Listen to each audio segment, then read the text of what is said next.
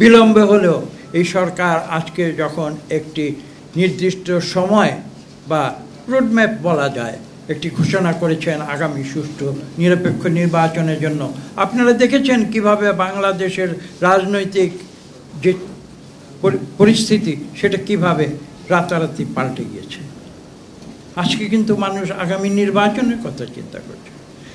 যে যুবক, যে তরুণ, যে ছাত্র যারা আজকে রাষ্ট্র পরিচালনার সঙ্গেও যুক্ত হয়েছে, বৈষম্য বিরোধী আন্দোলনে যারা নেতৃত্ব দিচ্ছে, আজকে এনসিপিতে যারা আজকে নেতৃত্ব দিচ্ছে, তাদের সবার কথা চিন্তা করুন। এই তরুণ যুবকেরা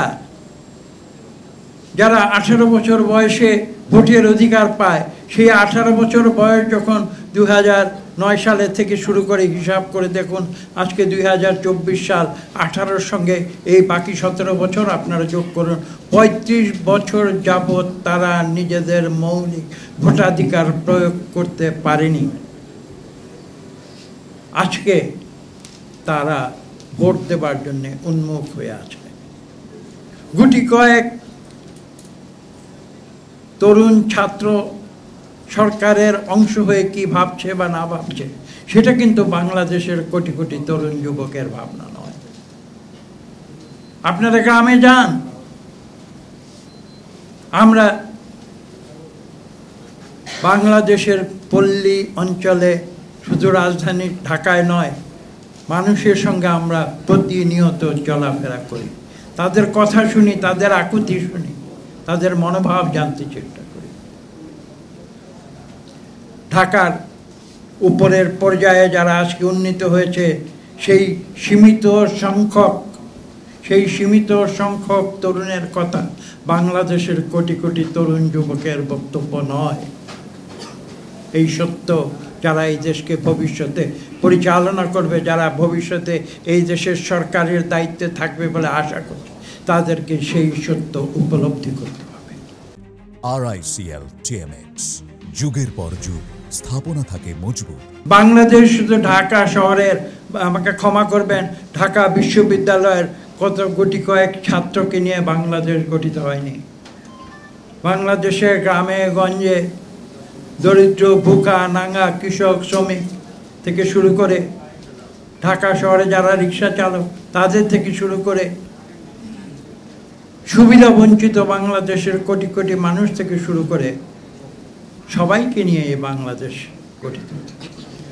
এবং তাদের সকলের যে চিন্তা, আকুতি, গণতন্ত্রের যে আকাঙ্ক্ষা, অর্থনৈতিক মুক্তির যে আকাঙ্ক্ষা, সেটাকে ভুলে গিয়ে কেউ বাংলাদেশকে নেতৃত্ব দিতে সফল হবে না।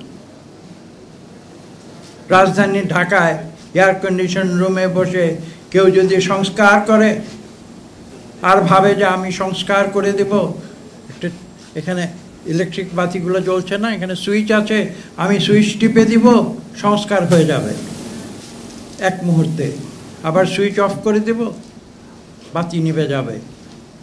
পুরাতন প্রজন্ম থেকে নতুন প্রজন্মে যে রূপান্তর, সেটা কিন্তু ইলেকট্রিক সুইচের মতো হয় না। আমি বাতি জ্বালিয়ে দিলাম, নতুন প্রজন্ম আসলো, এভাবে হয় না। এটা একটা কন্টিনিউয়াস প্রসেস। একটি প্রজন্ম চলে যাবে, আরেকটি প্রজন্ম ক্রমাগতভাবে আসবে এবং সেই স্থান দখল করবে। Continuous process. আপনি এভাবে করতে পারবেন না যে 24 বা 30 বা 35 বছরের ওপরে ঊর্ধ্বে সবাইকে একদিনে আপনি সুইচ অফ করে বাংলাদেশ থেকে সরিয়ে দেবেন, আর আরেকটি সুইচ টিপে 24 বছর বা তার নিচের তরুণ যুবকদের এনে বাংলাদেশ পরিচালনার দায়িত্ব দিয়ে দেবেন। এভাবে দুনিয়াতে কোনো দেশ হয় না। এটা পৃথিবীর যে ইতিহাস, সেই পৃথিবীর ইতিহাসের পরিপন্থী।